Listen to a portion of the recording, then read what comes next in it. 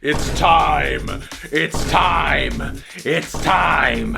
It's time to argue with me on the internet over music stuff! Bruh.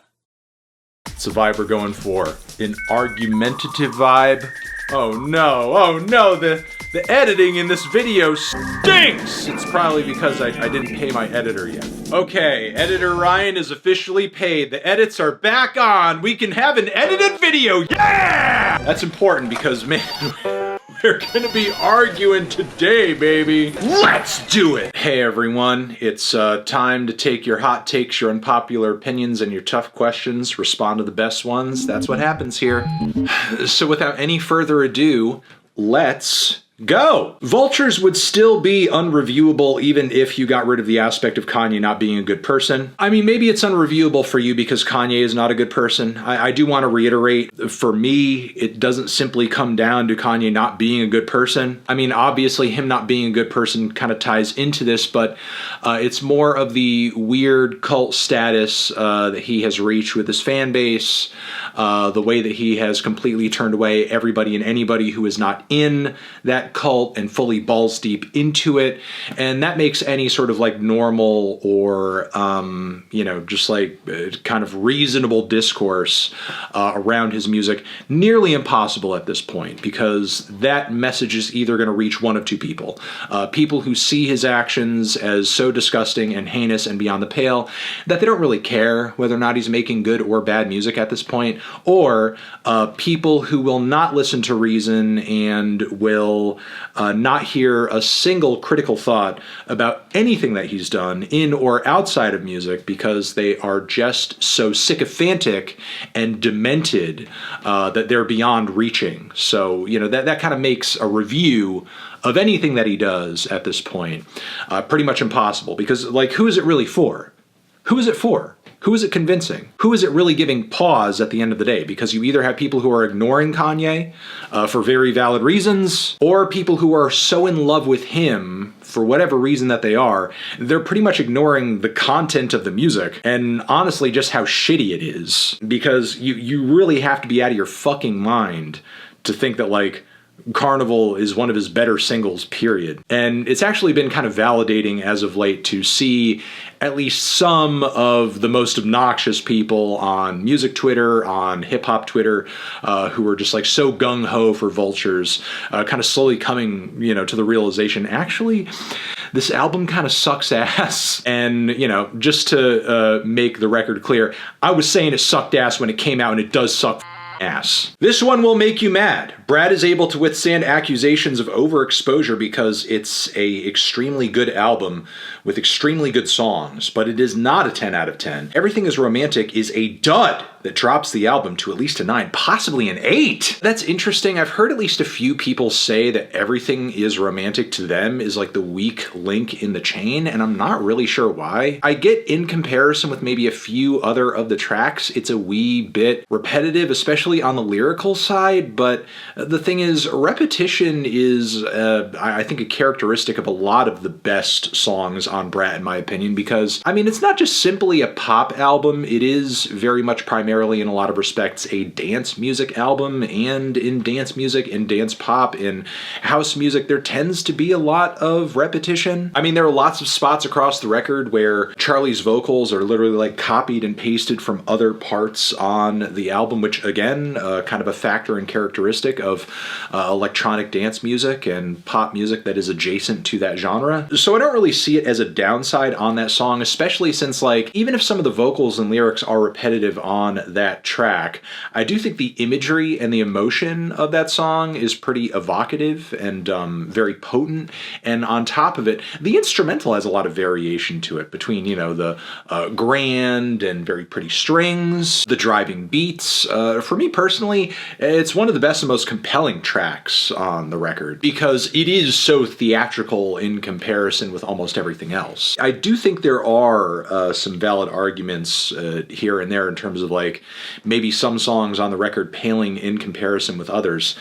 Personally, I just don't really see Everything Is Romantic as one of those songs. Childish Gambino isn't cringe, we're just not used to black nerds going big. I mean, if Childish Gambino is cringe, I don't know if it has to do specifically with him being a black nerd. There are lots of black nerdy types in media, in music, in a lot of avenues of entertainment that don't come across as cringe or cringe in comparison with Childish Gambino, who I don't even think is particularly cringe, especially at this point in his career. I mean, maybe there was an argument for that, like, you know, much earlier on, but I feel like that was also like performative on some level too. And on top of it, as far as like, you know, black nerdy types, like going big, making it big, really popping off in entertainment, like Kanye is a fucking nerd. Are you kidding me? I mean, maybe he has, you know, some swagger that has kind of convinced you guys otherwise. His insecurity shit, his love of anime, the fact that he comes from a dorky art school kid background, like he's totally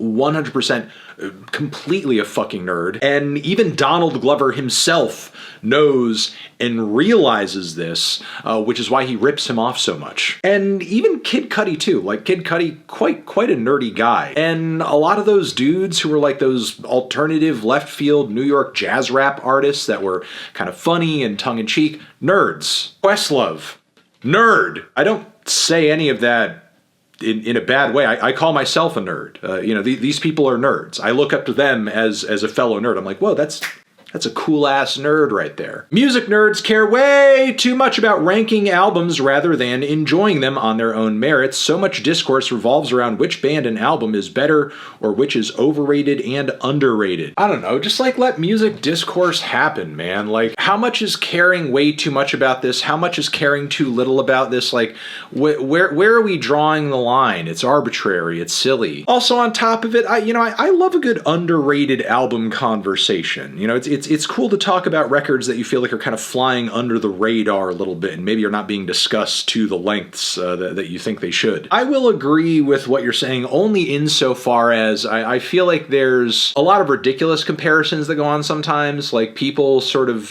comparing apples to oranges essentially, and saying like, no way an album like BRAT can be a 10, look at other 10s like Abbey Road, which, I mean, yeah, there's an argument for that record being a 10, but it would be for entirely different reasons than BRAT is a 10. Like, you know, albums can be great on their own merits for different reasons, and, you know, however you decide to rank those albums, at the end of the day, is just like based on personal preference and taste, no matter how much you may try to trick yourself into thinking otherwise. And I don't know, if it gets conversation going and it gets people more excited to try out records and dive into maybe some sounds or some genres they wouldn't otherwise, then just go ahead and do it. It's fine. There's no harm. Tough question. What do you think of this line? Pussy bald like Anthony Fantano.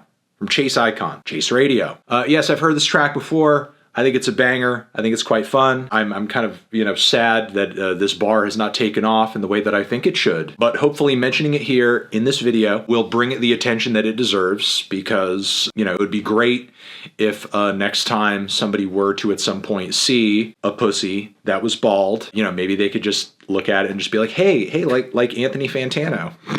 Yeah, and that person would never experience physical intimacy ever again. Putting a score in a review undercuts the substance of anything a reviewer says. Now, surely a comment like this that is followed with an even longer sentence is going to be, that's going to be bolstered, right? He's going to use the rest of this tweet to bolster that claim. Nope, he doesn't. Seems like he just kind of says the same thing but longer. Okay, how does it undercut anything the reviewer says? What's the proof in that? What's the reasoning? Is it just because there are people out there who are so dumb and mindless that they only care about the score? Well, how is that the reviewer's fault? That's not my fault. I'm not going to tailor my content to appeal to people who are too stupid to get or grasp the substance of anything that I'm saying outside of the score. Why would I do that? If you're dumb or completely ignoring the content of my videos because I put a number at the end of it, which it's at the end for a reason. If you're clicking on the video and skipping to the end to see it, that's you.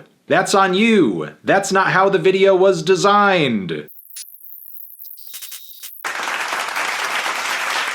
Again, this all comes down to people being dumb and not having any capacity for listening comprehension or patience, and I'm not going to tailor my review scores to that. If sex appeal wasn't a necessity to go big in female rap, the world would have known Rhapsody as the best female rapper. Ugh, God. It burns. It hurts. Okay, look, I will come on here and admit that I was not the biggest fan of Rhapsody's latest LP. I think it's fine. I think it's good. She has come out with much better records, in my opinion. I do appreciate some of the songs on the record, and I do appreciate the attempt that she makes at, really kind of giving us a bit of a personal mental health journey on that album. But like, with that being said, if you actually listen to the content of her music, she makes it explicitly clear multiple times. She does not want to be just simply categorized as a female rapper or be categorized as somebody who is good for a female at rapping, and she doesn't sort of see this idea of female rap as a legitimate thing. In fact, on her new record also, she explicitly says she doesn't even see the more party-centric music that some of her female contemporaries make in hip-hop music as like a bad thing. She supports it. She's fine with it. It's clear that if she sees anything as a bit of a ceiling to her success, it's not that there are other women out there making catchier, more just like kind of party-centric, ass-shaking type music. It's the fact that she keeps being categorized as a female rapper. Oh man, yeah, female rap. I'm into that. When she's just a rapper who's as good as any other just rapper, male or female. Well, she's a lot better than a lot of other rappers, male or female. Okay, new segment in the Let's Argue. We have right here a blow up bad takes button. I'm gonna press this to blow up bad takes that I get. We're gonna blow them up. Lauryn Hill's singing brings the miseducation of Lauryn Hill down a lot. She's way better at rapping. Blow up that bad take. That's a bad one. This is awful. The new Chappell Rowan record. Yeah, that sucks. That's a sucky take. That take is trash. Listening to albums is inefficient. The best way to enjoy music is to build an eclectic playlist. Who the f said listening to music needed to be efficient? What are you talking about? This sucks. Twitter lacks the ability of critical thought, and everyone's speaking from a place of trauma, spewing misdirected anger at each other, and it makes it counterproductive for any political or introspective discussion, especially having to do with any form of art. No, that one's right. We're not blowing that one up. That one's pretty valid. That's a valid one. Also, why have you dedicated a Twitter account to Hassan's armpits? What is wrong with you? Okay, never mind. I'm blowing this one up. Go the fuck outside.